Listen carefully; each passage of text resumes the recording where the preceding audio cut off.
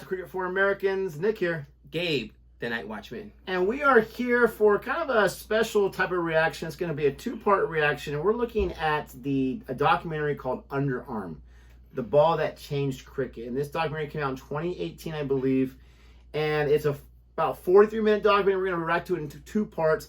Not sure if we're going to be able to show the entire thing in the reaction. Might be snippets because, you know, copyrights and whatnot. But this comes as a way of request, but also just out of our curiosity to learn more about this incident that we've seen clips of, but I personally don't know the whole story about. No, I just know that it was a very controversial, very controversial incident, right, in the game of cricket, and it led to rule changes. And, you know, it's interesting. Big thing, yeah, it's always a big thing. It's interesting. Some people, Nick, is there a, how do I put this? Is there a difference between cheating and having a competitive advantage? Or, okay, so, and the only reason I asked for that is because everything from Sandpaper Gate to... I mean, yes, there's a difference, is what I meant. Okay. There is a difference. There's a difference. Yeah. Everything from Sandpaper Gate, right, with the Aussies, to, I mean, listen, if you think the Aussies were the only ones that were sandpapering them balls up, I got another thing coming. That I consider cheating, right? Whether you get away with it or not. And I think that in every sport, and I know me and you have had these debates because I've been on the kind of like the not the other side of it, right? But as far as like different sports, not necessarily cricket, but from baseball to football, and I see like even at the high school level, right? Case in point, there was a kid that at my son's high school, his senior year, got popped for steroids. I mean, that's just such a random thing, you know what I mean? But this is like a high school kid, and you wouldn't think high school kids? Yeah, you know what I mean? There's people that, especially if you're on that line, if you're a lineman or whatever, or a linebacker, your body can only take so much punishment, so you look for that competitive edge, and then some people cut corners. And to me, like, simply because it affects your body and the long-term health ramifications, that's one, what do you call it? That's one button I just never personally would be willing to push. But as far as anything else, I'm being candid. Whether it's sandpaper, football, spitball and baseball and boxing, whether it's the clinch with the, you know, holding the arm, stepping on the foot, using the shoulder to pop into your nose when it clinch, whatever it is, like if you ain't cheating, you ain't trying. That's always been kind of like the mentality. So most athletes understand that there's that line. And is there that line in cricket, first and foremost? Is there that line in all sports? Because there's like unwritten rules in baseball, for instance, that now are coming to light. Well, no. You know, you're not going to swing 3-0. And I think maybe your man Tatis was the first one to say, why not? I'm going to hit 3-0 and put a big lead. And hit a bomb. You know what I mean? Like, there's always those little things like that. Or, because if you think about it, that's an advantage to the pitcher. I know you're not swinging, then I'm going to go ahead and... See, you said a lot there. If it's cheating, then no, I'm not for it. Whether it's competitive advantage or not, if it's against the actual rules, the rules say you cannot do it, okay, then there's no ifs, ands, or buts about it. If you do it, then you're a cheater, right? Simple as that. And I'm a huge fan for Fernando Tatis. Outside of doping, that's completely different. Outside of doping, but if it's the other even things. That, if it's the rule, right? If you break the rule, you break the rule. If there's, and the perfect example in cricket for me is man catting. It's not within the spirit of the game. I can care less about that. But it's allowed. Yes, you're allowed to do it. Both sides can do it. You both have that advantage, and I decided to do it because I want to win, or I want to get this valuable wicket. And you're not following the rules technically, so I'm going to do it. RCB tried to win a game off of it, and if Harshal was that closer to the stumps, they would have won the game, and they would have salvaged it by that man caddy. Right. I have no problem with that. Right. If there's a rule, we're going to watch about this underarm thing, which technically is allowed, but people don't do it because the unwritten rules, I can care less about that. Do what you got to do to win. Right. But if you're talking about doing something behind people's backs and no one knows about it, you're cheating because you know you can't do it. But think about man catting. Man catting is a perfect example. Like you said, the batter is technically cheating if you leave early. Yeah, he's but if you trying leave, to get that advantage. If you leave early, it's just there's a consequence if you get caught. Like you're gonna get man catted, you're gonna get out. But like just taking that extra step, like what I'm saying, taking that extra like, and technically if you think about it, it's cheating. Like I know. Maybe because I was never such a good athlete. And a lot of the people that I've been, dude, one of the things that Trey learned when he went to college, right, is like, yeah, I may be top 50 in Vegas, whatever it is, but everybody out there can play. Everybody was top 50 in their own, city, and it's like the competition gets so much fiercer, and the difference is just having a better diet, being a gym rat, observing the playbook, never taking a play off. Those are the things that separate the good athletes from the exceptional athletes, because they're all at that level great athletes. You know what I'm saying? So I understand. I'm not justifying it. Watch, I'll get a whole bunch of Gabe's a cheater. He's promoting cheating. I'm just saying outside of doping, because doping is there's just no room for that. But outside of doping, I'm okay with bending the rules. If there's a rule, then answer your question. Fair enough. Am I going to say that no one does it? Absolutely. No, I'm not going to say that. I watched this movie on Amazon called Blue Chips, right? And it got crushed by the critics. I enjoyed the movie. Yeah, basketball. But Nick Nolte. In that movie, everyone's cheating, right? Everyone's putting their offers on the table. So I know it happens, but it shouldn't. We're going to go ahead and jump into this, our first part of this documentary. Stay around for probably next week when we post our second part. Please don't forget to like and subscribe. Thank you so much for always being a viewer of our channel. We do appreciate it. And we're going to try our best to get the entire thing here with you like we did with Bodyline. Here we go. It's the most infamous ball in Trans-Tasman history. He walked over to me and said that the bowler was going to bowl this ball under him. Where did that come from? It's the ball that changed cricket forever. It was an outrage.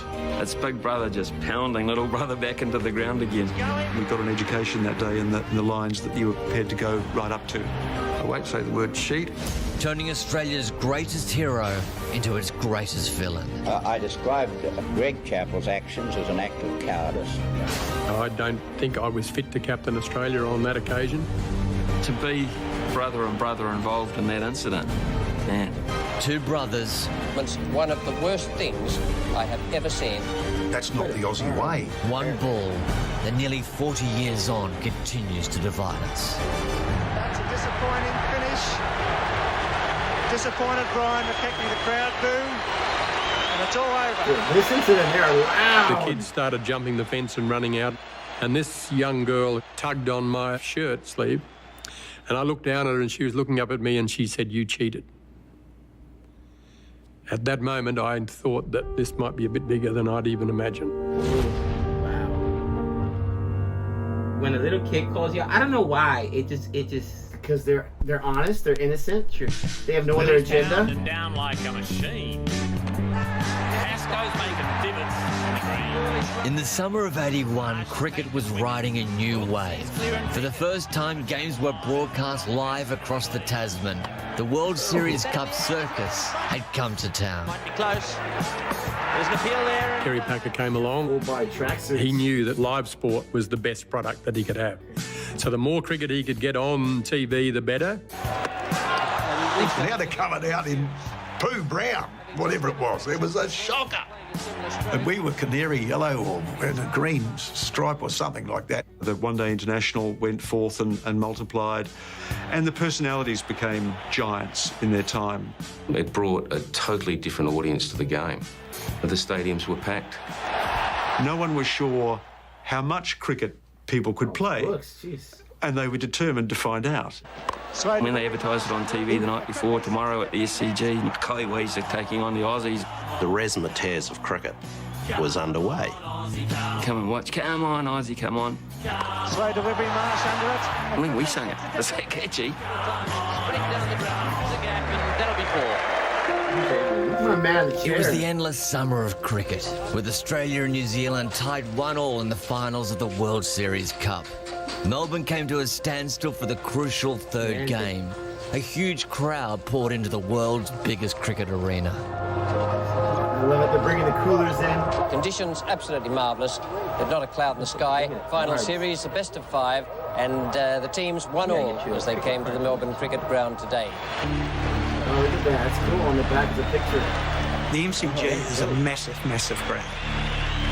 boundaries to the fence. There's no ropes or anything like that. Screaming crowd, kids having a crack at you just as you're walking out, so there was no holding back. There's plenty of froth coming from the crowd. In Melbourne, when it's hot, it is blinking hot. I remember calling for Phil Ridings, who was chairman of the board and chairman of selectors at that stage, to come into the dressing room on the Sunday morning before the game. And I said, mate, is there any way we can reduce the overs here? This is ridiculous. And he said, Greg, sorry, there's no way we can do it. It's only in the case of inclement weather. And I said, Phil, this is far from clement. This is not healthy. Someone's going to die out there. Yeah, big day, and it was 1-1, so there was a bit of pressure on because, at a best of 5, you don't want to go 2-1 down. We were getting towards the end of the season, end of the summer, and we're all thinking not too far to go. Captain Greg Chappell, often considered the only Australian more important than the Prime Minister, found he almost had a workload to match. Yes. My phone could start ringing at 6 o'clock in the morning and maybe up until midnight at night, because they knew where I was. I was a sitting duck. Greg was doing everything. There was no coach, there was no media manager. The responsibility for that team all reposed in the captain at that stage. So he was fighting every battle that summer.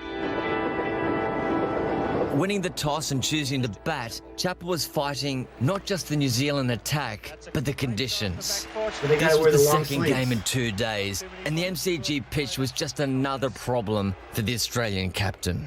The big bone of contention was the centre square at the MCG was just unfit for any standard of cricket, let alone international cricket. There was areas in the outfield which were bare, and the wicket was at times very, very ordinary. There were 3 Chappells in the game that day. Younger brother Trevor was playing his first series in the green and gold, and older brother Ian was in the commentary box. The Chappells had cricket in their blood. By playing cricket in the backyard, I got beaten a lot. I learned to lose. I learned to compete. I learned to find strategies to, hang in there and try and be competitive. A lot of players, I think, looked upon Greg Chappell as God. He had that sort of lean and hungry look, that man who was prepared to do whatever it took to win a game, and usually would win a game by dint of his sheer excellence. Greg had a certain style of leadership where he expected everyone else on the team to play up to his standards. Greg mentally was absolutely, not ruthless is wrong, but he was disciplined and organised and all that sort of thing. Hadley to Greg Chappell. And that's a touch of class. I felt like I was going pretty well, and I was really focused on just making sure that we got a good score and one that was going to be hard to chase down. Every other opposition was saying, who are we going to get out first? Well, we've got to get Greg Chappell out first. If you want to destroy a team, destroy the captain first. The Kiwis had a plan to do exactly that, and a 22-year-old university student playing amongst his heroes had the chance to become one himself. Greg had this habit of flicking the ball in the air. So I was out there and I think I just saw the ball and just must have made a decision to go for it. What a catch! That is one of the best catches I've ever seen in my life. I was pretty excited to see Greg go. And Greg Chappell is staying there. All of a sudden, things stopped. It was like, time had stopped. Umpires are conferring. Stetton says he caught it. What looked like the catch of the summer was about to become one of its biggest controversies, a crucial precursor to a much greater scandal to come. Oh gosh, more than Under one. a baking hot Melbourne sun, the underdog Kiwis have just dismissed Greg Chappell, turning the World Series Cup on its head. What a catch! That is one of the best catches I've ever seen in my life. Young Martin Snedden is celebrating the catch of his career. Or so he believes. But in the first controversy of the game, the Australian captain sees it differently. He never looked like catching it. He made a brilliant bid to catch it. But as far as I was concerned from where I was, he hadn't got there.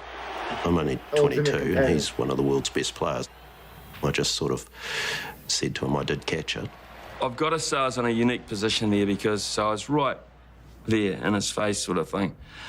Way too young, way too new to have a crack at him. Honestly, older guys would have given it to him, I think. I was just so in awe of Greg Chappell and so new that I just stood there looking at him and waiting for a reaction, and there was none. I'm not someone who's going to go until the umpire tells me to go, so I waited for the umpire's decision. And the umpires have said that's not out. Oh my gosh. That's the way it is. In cricket, you wait for the umpire's decision. And Howarth is having a word. Now, I completely understand that. Right. I really do. Right. And I think that it's important to have class. It's important to follow all that kind of stuff. Right. Be a good example. But why would you walk if they don't say you're out yet? Right. And we know so many cricket greats that just like they know they're out, they just walk. They even mess around, right? Sash and so many other people have done that. I think you're on my side on this one. Like, why? You know, it's funny because we talked about somebody could even be considered that cheating. Like, are you asking for the umpires to save you when you know you're out? Now, if he candidly didn't think he was out, then you know what I'm saying? Well, as a competitor, he probably never thinks he's out. Right? Thank you. Whoever thinks they're out, all right? And you're like a mile away. Obviously, you couldn't see whether he caught it or not, but it's the umpire's job, right? It's not your job. It's the umpire's job. I stand on your side. I agree with you. You don't ever walk, right? You don't give yourself up because you're playing for the team, and you really candidly don't know. Now, if they call it like, and if it's something right in front of you, if you know blatantly I'm out, but you from his distance, he couldn't possibly know whether he was out or not. So I see his argument there. Now, with saying that, I feel like he was out. The fielder can sit there and say, "Well, I know you're out because I caught it. I know I caught it." Right. The thing that would frustrate me is umpire. I'm not trying to do the umpire thing, right? I'm really not. Right. But do your job. Do your job. I caught it. Do your job. And we see this in all sports, not just cricket. I see it in baseball all the time when a person is chirping in football, where like the side is asking for a penalty and then 5 minutes later the flag comes out. Yeah, if it was a penalty, you would have thrown that flag instantly when you saw it. Right. Not after they complained about it or Tom Brady said he wants a flag or whatever. I hate that garbage. Here's my last question. Do you think the umpire was swayed? That's what I don't know. Do you think the umpire was swayed by Chappell's reaction? That's what I don't know. By not walking, and maybe they're portraying it here. They're kind of saying that without saying it, right? One might say that Chappell was doing his own thing, and the umpires weren't sure the entire time, right? Or the umpires looking at each other. Dude, I didn't see it. Did you see it? I didn't see it. Chappell's not walking, this or that. We didn't see it. How can we call it out? Right. I want to say that's how it is, right? But I agree with you. Like, did they ever put up that finger? I don't think they did. No. Did they feel confident that he wasn't moving and it made? Because I've done that same thing myself as a teacher. Like, Mr. Pearson, you didn't do this. Yeah, I did. No, you didn't. And then like, whether to mess with it or not, I'm second guessing myself. Did I not do that? Yeah, exactly. That's interesting. With umpire Cronin. I went up to the umpire and said, "Why is that not out?" And he ticked. And the umpire said, "I didn't see him catch it." There you go. And I said, "You didn't see him catch it. What were you looking at?" He said, "I was watching the batsman touch down behind the line as they were running between the wickets." And I said, "You're joking." It's a long way. We had a great relationship with the Aussie cricket team. We did not have the same relationship with their umpires. There was a definite feeling in our camp that... That's crazy. They have their own umpires. They were competent, but to be honest, not to be trusted when the pressure was on. I love it. Maybe I'm going to be Matt Burgess there, showing he still has some sense of humour. And that would frustrate me, because I think that was how the ODI back then was. Each home ground, you're in the home ground umpires too. Right. And that wasn't just in Australia, that was everywhere. That just boggles my mind. I think it was one of the dumbest things ever. It should be one of each. Because it leaves it open for conspiracy theories to run wild about match fixing. And it's got to be a discount thing. Oh, we can't afford to pay for it. That is just, to me, just get one of the local guys. I have no idea why they would do that. That would drive me nuts. Chappell scored a further 32 runs before being caught by Bruce Edgar in a virtual replay of Snedden's effort. Greg Chappell plays one away and there's another one taken out there. Beautiful catch. Did you see that one? What a magnificent catch. Oh, I thought, woof, this is one for me. And I had a good crack at it, and next minute the thing stuck in the hand. Well, just as has been done, even though just a Just the thrill of doing that and then looking up to see Greg actually tuck the bat under his arm and walk off. Last ball of the Australian innings. But the damage was done. Chappell's controversial 90 helped Australia to what appeared to be an unbeatable position.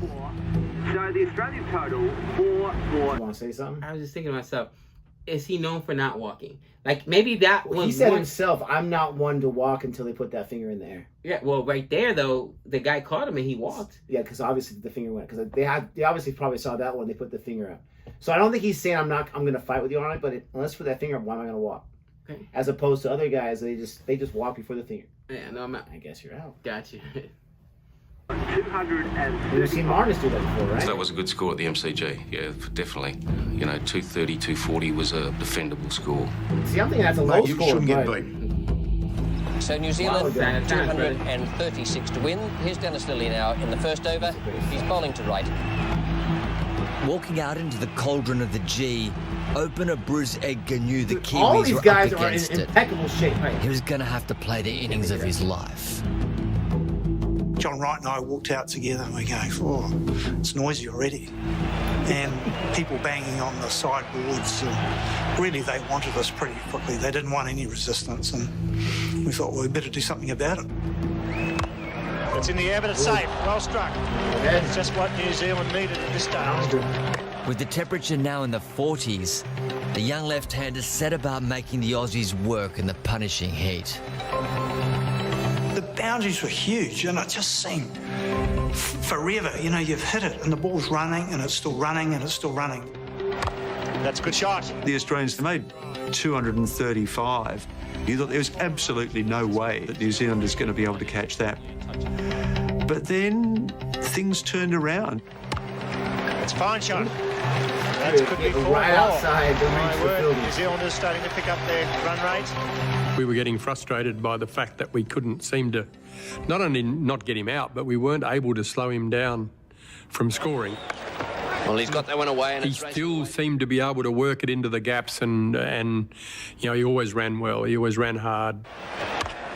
a good shot. Great shot. For the first time in the match, Chappell finds his game plan isn't working, and he has no answer to the stubborn Kiwi opener. Shot from Bruce Edgar.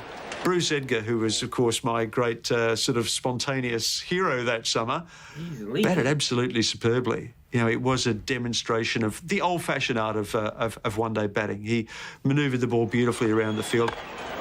There he goes. Edgar 101. Tremendous innings under pressure. Standing ovation for the little left-hander. In cricket, New Zealand had always been the junior, the deferred to nation, as far as Australia was concerned. But in that period, they were starting to become much better, more competitive, winning games. The Australians were tested. You could tell that they were struggling to get the game under control. There was a sense that you were about to see perhaps to see something remarkable happening, even as the game entered its final overs. Well, that's in the air and it's way down. For Greg Chappell, losing was unthinkable. He took it upon himself to bowl Australia back into the game, knocking over the Kiwi captain, Jeff Howard. But living up to Australia's expectations and his own was exacting a heavy toll. That was a challenging task to bat, to captain, to bowl 10 overs, and I know I was struggling mentally and physically.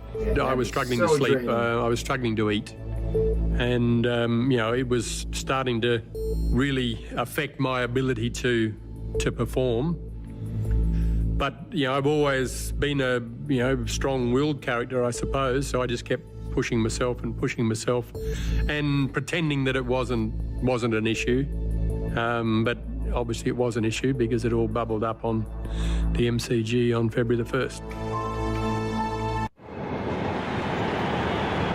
Against all expectations, New Zealand had played themselves back into the match. Desperate to win, Greg Chappell was about to impose on the little brother he used to boss around in their Adelaide backyard. He was always a very quiet kid until you pushed him too far, and then watch out. You know, there was going to be an explosion. And I obviously pushed him too far one day in the backyard. I reckon he would have been 9. Yeah, it was obviously a very hot summer. I was a bit worried about some cracks appearing in the wicket. So I got the watering can out and I just gave it a light sprinkle. And there was a wet patch on the wicket, and I said, I said to him, cheating so-and-so, you've watered the wicket. He said, no, I haven't. He denied it for a little while. Our father had left a small tomahawk sitting on the tank stand, and Trevor got to the tank stand and saw the tomahawk and decided that he probably had a better way to sort this out. So he picked up the tomahawk and he came after me. Greg darted in and out of the trees for a little while, and then he decided I wasn't going to give up and he better make a bolt down the side of the house, and he high jumped the side gate, and I put the tomahawk into the gate. Gosh. Nearly 20 years later, the Chappell's backyard has become the Melbourne cricket ground. The brothers' relationship is about to be tested again. By the time I finished my 10 overs, I was pretty much on the last legs, and I then took myself out of the inner cordon and started fielding out on the boundary straight, just to give myself a bit of breathing space. In those days, the Australian captain was imbued with superhuman powers. You expected him to do the extraordinary on a regular basis, and perhaps Greg had convinced us that he was capable of that. They still needed 15 to win, and Greg Chappell called on his brother to bowl the over. Trevor Chappell now has the game in his hands, but finds himself facing the legendary all-rounder, Richard Hadlee. Well, they used to chant a lot, Lily, Lily, and first time probably ever, they were chanting Chappell, Chappell. And it was me, not Ian or Greg. And that sounded quite good.